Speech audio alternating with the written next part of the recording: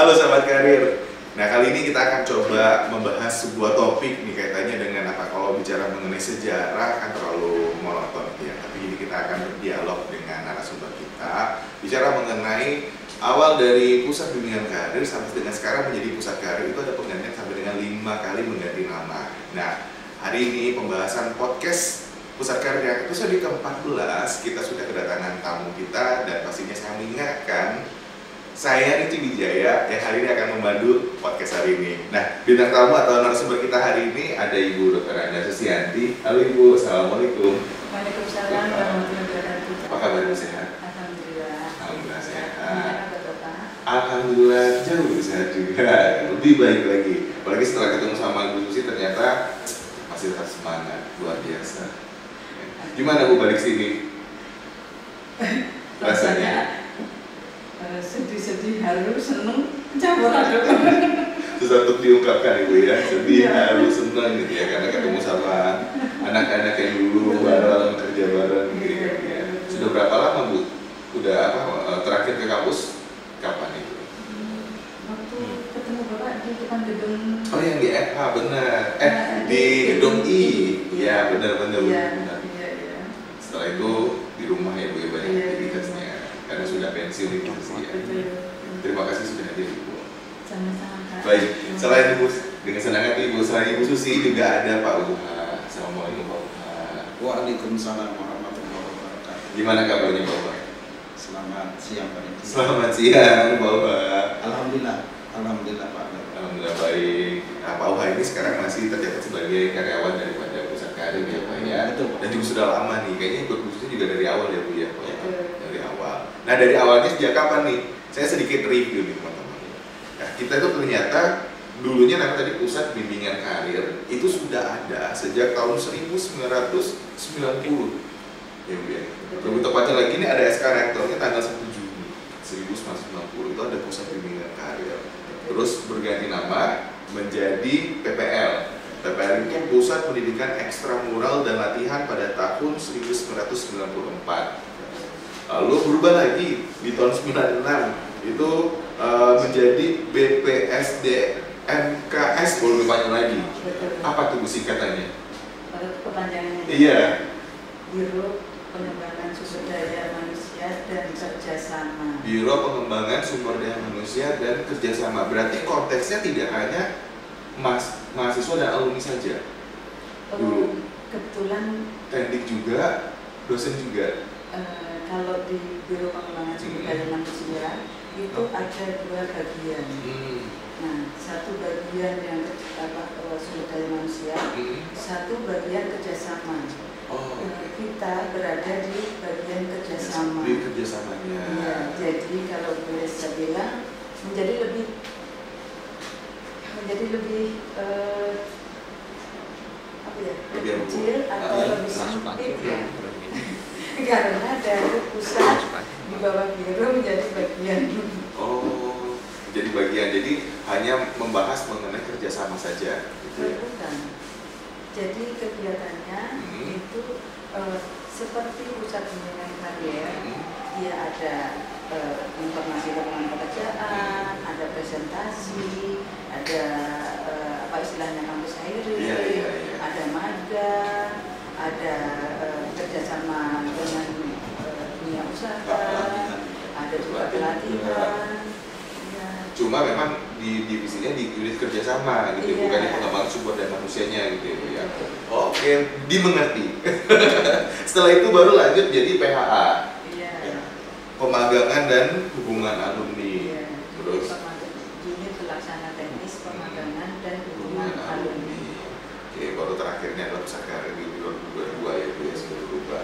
Baik, kita coba mau ulas sedikit nih Bu Susi. Maksudnya gini, mungkin teman-teman juga pada penasaran, emang Pusat Karir ternyata dari dulu tuh sudah ada ternyata gitu ya Bu. Sudah ada, tapi kalau boleh tahu di tahun 1990 itu apa sih yang dibuat programnya oleh PBK waktu itu? Mungkin Bu Susi atau Pak Wahyu yang cerita. Bu Susi dulu.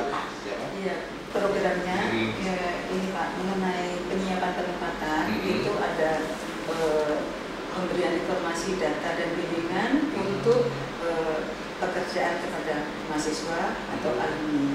Kemudian yang kedua adanya pelatihan-pelatihan atau seminar. Kemudian yang ketiga adalah kajian edukasi kooperatif. Kajian edukasi kooperatif. Betul. Itu yang di awal tahun 90 sudah ada program itu, Bu? Iya, iya. Wow, luar biasa ya. Tapi yang saya tahu, dulu pernah ada yang cerita, setelah lulus, angkatan 88, salah satu dosen kita juga di Universitas Trisakti, sampai bilang, saya dulu ikut kok programnya Pusat Karir, salah satunya itu, kursus bahasa Inggris. Betul, Bapak. Jadi sebelum yang saya ceritakan 3 tadi, itu diawali dengan kursus bahasa Inggris. Itu dengan siklus 10 mingguan dan berlangsung selama 1 tahun. Jadi dalam 1 tahun itu setiap 10 minggu itu nanti ganti peserta, ganti. Setiap 1 minggu? 10 minggu itu ganti lagi peserta, batch-nya udah ganti lagi gitu ya, Pak. Jadi per 10 minggu tuh berapa orang, Bu, dulunya? Tidak terlalu banyak itu, Pak. Ya, paling banyak 20. Paling banyak 20. Iya. Oke, baik. Tidak menentu itu. Tidak menentu ya, Bu. Kalau Pak Uha, gimana ceritanya, Pak? Di awal-awal waktu jadi PBK, masih PBK? Nah, untuk PBK sendiri pada saat itu, Pak, itu kegiatan yang luar biasa banyaknya. Seperti pelatihan, pembekalan kepada alumni, baik mahasiswa semester akhir, yang tujuannya itu ya selain kita memberikan suatu pembekalan kepada alumni kita yang mana untuk siap terjun di dunia kerja. Betul. Nah itu kita siapkan, Pak, pada saat itu. Nah itu kita adakan semacam pelatihan kursus kewirausahaan ya, Bu ya. Ya, jadi ada kursus dasar juga ada pemahaman karya dan pengenalan diri. Pemahaman karya dan pengenalan diri. Ya. Oke. Kemudian ada manajemen dasar. Manajemen dasar. Ada kewirausahaan. Kewirausahaan sudah ada dari 90, Pak. Sudah, Pak. Betul. Oke. Ya. Beliau ini, Pak ya. Berarti konsen apalagi, Bu? Ada kursus komputer, ada kursus bahasa Inggris. Oh ya. Untuk kursus komputer kita kerjasama dengan FTI, dengan Pak Ferry Gozali. Pak Ferry Gozali. Nah, dan Ibu dari FTI dengan dari pihak FTI. Oh iya. Ya. Terus kalau untuk pemahaman karier dan pengenalan diri, kita ambil dari pembicara yang praktisi, dari luar dan dari dalam. Ya, dari dalam biasanya kita ambil dari ekonomi, kalau dari luar itu dari perusahaan. Kemudian setelah kursus itu ditutup dengan kisah success story. Nah, ada yang dari alumni, ada dari yayasan, ada ya dari siapa yang bisa kita panggil ya, Bu ya, yang diajak betul. untuk share kisah suksesnya seperti apa gitu ya, Bu ya. Bu, Iya. tadi balik lagi nih, saya konsennya ternyata saya cukup kaget ya. Maksudnya di awal-awal 80-90 itu sebenarnya beberapa perguruan tinggi memang ada seperti kayak ilmu komputer itu kan termasuk baru zaman-zaman dulu gitu ya, Bu ya. Betul. Terus sama bahasa Inggris ya. Betul. Saya juga mendapatkan kayak pembelajaran komputer sama bahasa Inggris di fase dimana memang kelas untuk SD-nya tuh udah SD kelas 6 gitu waktu itu. Nah, di mana Trisakti ternyata udah konsen nih terkait dengan kewirausahaan. Betul. Iya. Berarti dulu banyak juga, Bu, entrepreneur dari Trisakti.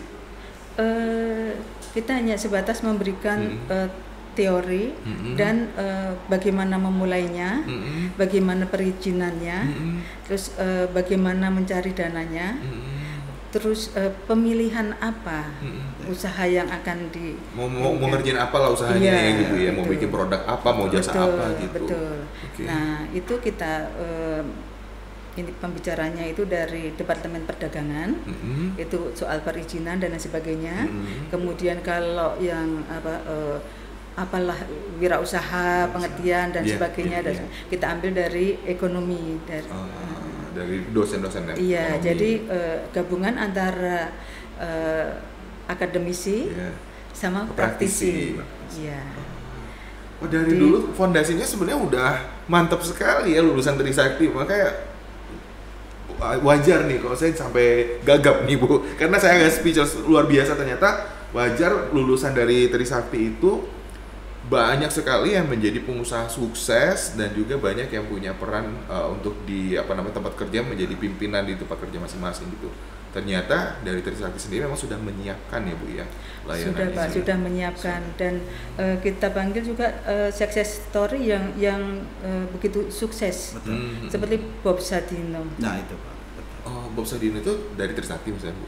Bukan, dari Kemcik. Oh, oke, iya. Baik. Jadi beliau sharing kisah suksesnya dari bermula berjualan yang kecil-kecil bisa sampai punya Kemcik. Oh, itu jadinya menginspirasi juga banyak lulusan mahasiswa gitu ya. Iya, Bu, ya? Betul. Okay. Bahkan saya ingat ketika kursus itu ditanya, ada nggak yang punya ide nangka di inovasi jadi apa? Oh, tahun berapa itu Bu? Waduh, tahunnya agak ini Pak, kalau udah nginget tahun. Karena kan untuk Tapi nangka diproses jadi keripik itu kan di tahun 90-an ke atas ya Bu ya, setelah 95 kalau nggak salah. Iya, sekitar itu masih itu PBK ya. Betul. Oh, masih di PBK.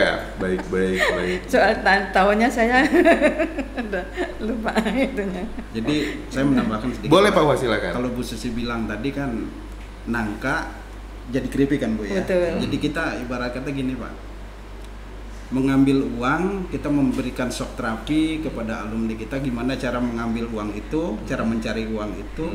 Nah pembekalannya itu dari seperti kursus kewirausahaan, terus apa yang untuk membekali untuk dirinya terjun di dunia kerja untuk Pak. mengembangkan daya pikir juga Pak, inovasi mereka, keterampilannya mereka gitu ya Pak Ibu ya. Oke. Nah terus itu fase di PBK Bu, yang paling berkesan pada masa PBK itu apa sih Bu? Banyak Pak. Banyak. Apalagi kalau sampai kita berhasil membantu mahasiswa atau lulusan ya Bu ya, sampai dapat kerjaan atau dia punya usaha ya Bu ya. Dengan adanya kajian edukasi kooperatif, koop. Nah itu kan dulunya ada istilahnya macam-macam Pak, praktek kerja 1, praktek kerja 2, ada intensif, ada koas, ada magang, ada macam-macam itu dikaji oleh tim. Nah itu dengan timnya itu dari intern dari fakultas, ada wadek-wadek, kemudian juga dari ekstern, itu dari perusahaan-perusahaan. Nah sehingga dirumuskanlah menjadi praktek kerja magang, disingkat dengan PKM. Jadi di bawah PBK ada PKM. PKM kegiatannya, magangnya, PBK unitnya. Gitu. Oke. Kalau PKM sekarang udah makin banyak Bu, ada lagi pengabdian kepada masyarakat, program kreativitas mahasiswa, ya. Jadi singkatnya udah semakin banyak. Gitu. Oh ternyata dari hasil kajian itulah muncullah program praktek kerja dan magang tadi ya Bu. Betul. Ya? Karena sekian banyaknya program mengenai magang dan praktek kerja akhirnya disusut, terbentuklah satu program tersebut. Itu banyak peminatnya dulu Bu? Alhamdulillah Pak. Ya.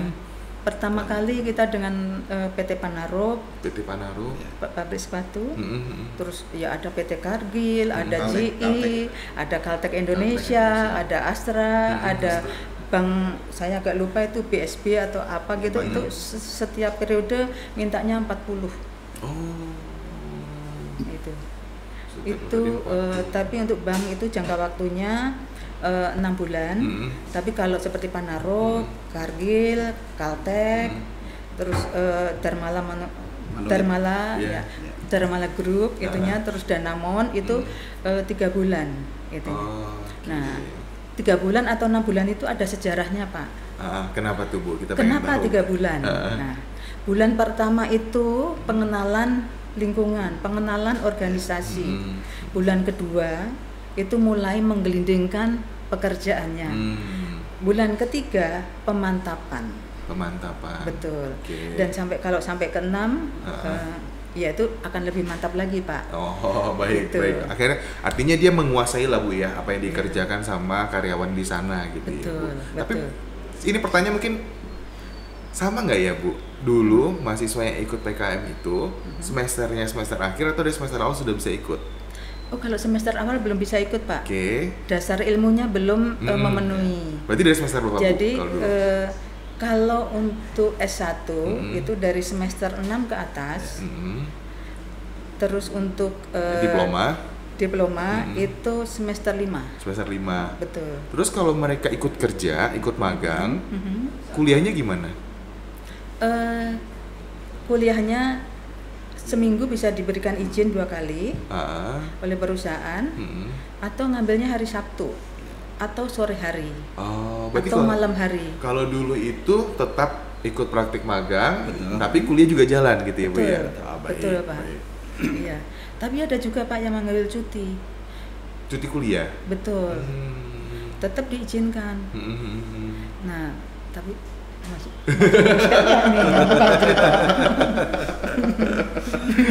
Gak apa-apa, Bu. Iya. Ada dikasih izin ya, Bu ya? Iya. Karena juga kita juga melihat kalau magang atau praktek itu kan diantaranya kan dapat fee ya. Iya, betul. Di samping sertifikat. Betul. Nah, kalau untuk magang kita selalu memperjuangkan kalau yang kehadirannya full, yang memenuhi syarat, yang kerjanya bagus, itu harus diberikan sertifikat. Karena sertifikat itu sebagai bukti pengalaman kerja. Betul. Yang akan dilamparkan ketika melamar pekerjaan. Dan itu akan menjadi pertimbangan bagi perusahaan penerima. Oke. Gitu. Berarti dari dulu Pak Wahwa sudah sering ini ya Pak ya, menghadapi mahasiswa datang untuk minta surat rekomendasi untuk magang kayak gitu. Sering, Pak. Sering ya Pak ya? Sering. Dan dulu juga kita buka untuk pelanggan informasi, Pak. Pelanggan informasi. Itu untuk siapa sih? Pusat informasi. Untuk alumni. Untuk alumni. Ya, untuk yang mau magang, mau cari kerja, mau yang mau ikut pelatihan, seminar, itu di pusat informasi, Pak. Ya. Oke. Itu tempatnya masih di lantai 6, Pak? Sama di lantai 6? Pernah di lantai 6, tapi satu lantai. Oh, satu lantai. Betul. Jadi bisa leluasa, ya. Kemudian di gedung D itu kita satu lantai full. Jadi kalau di gedung D itu kita punya ruang kelas sendiri, punya ruang kantor sendiri, punya papan pengumuman sendiri, punya pusat informasi sendiri. Jadi kalau ada yang mau konsultasi, itu juga ada tempatnya, gitu. Ada perpustakaan juga untuk nitip-nitip brosur dari perusahaan. Ada buku-buku tentang karier, tentang bagaimana untuk melamar pekerjaan, bagaimana menghadapi wawancara, psikotes. Karena kan psikotes suka dikeluhkan oleh mahasiswa ya, Pak. Betul.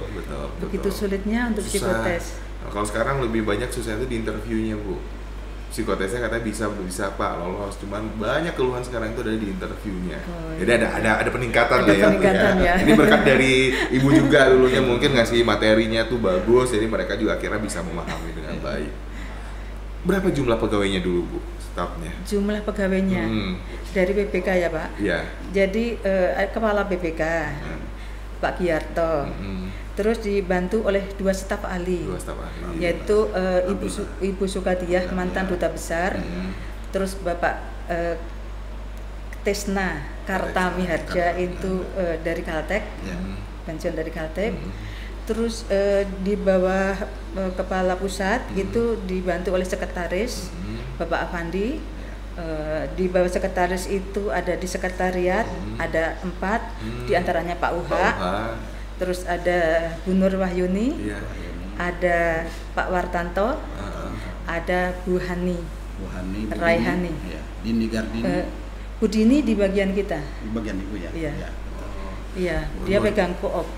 Luar biasa, Ibu masih mengingat dengan baik loh. Nah, Insyaallah. di bawah itu sekretariat itu tadi. Jadi kan kalau dibikin bagan tuh Pak, ya susah juga ya untuk ininya. Betul. Nah itu di bawah kepala pusat itu ada 2 bagian. Satu bagian luar, satu lagi bagian penyiapan dan penempatan. Bagian luar itu dibantu ya oleh sub bagian data, bagian penyiapan penempatan, itu ada bagian sub bagian pelatihan dan sub bagian edukasi kooperatif. Terus ada bagian informasi yang tadi pusat informasi Pak. Betul. Ada Ibu Yana sama Ibu Nita.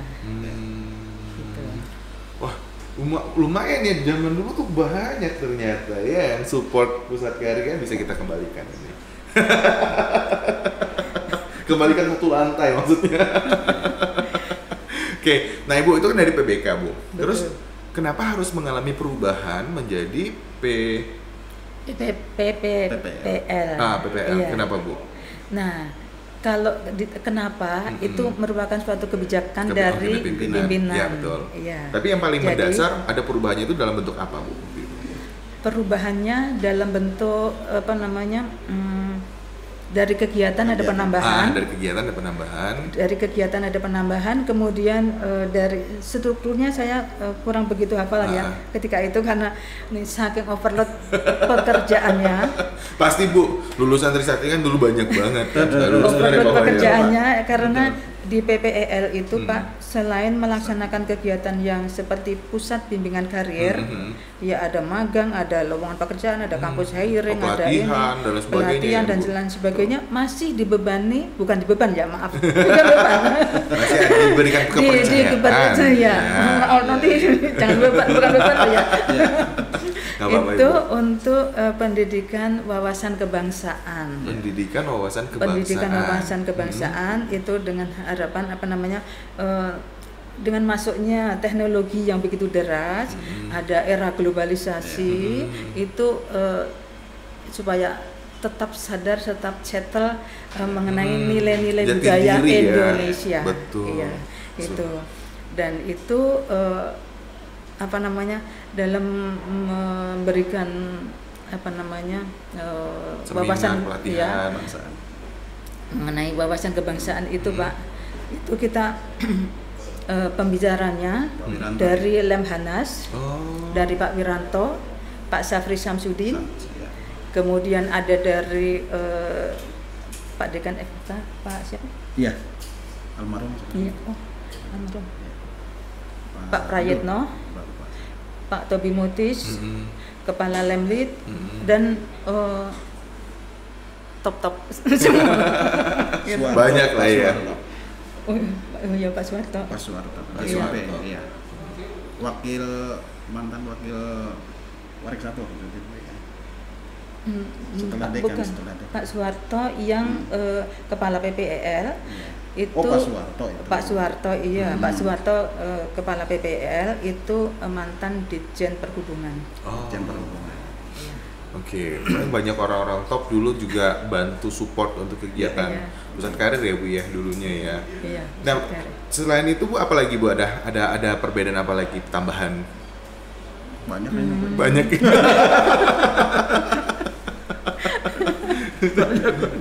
Ayo apa lagi Pak? Kalau banyak apa lagi? Banyak Pak.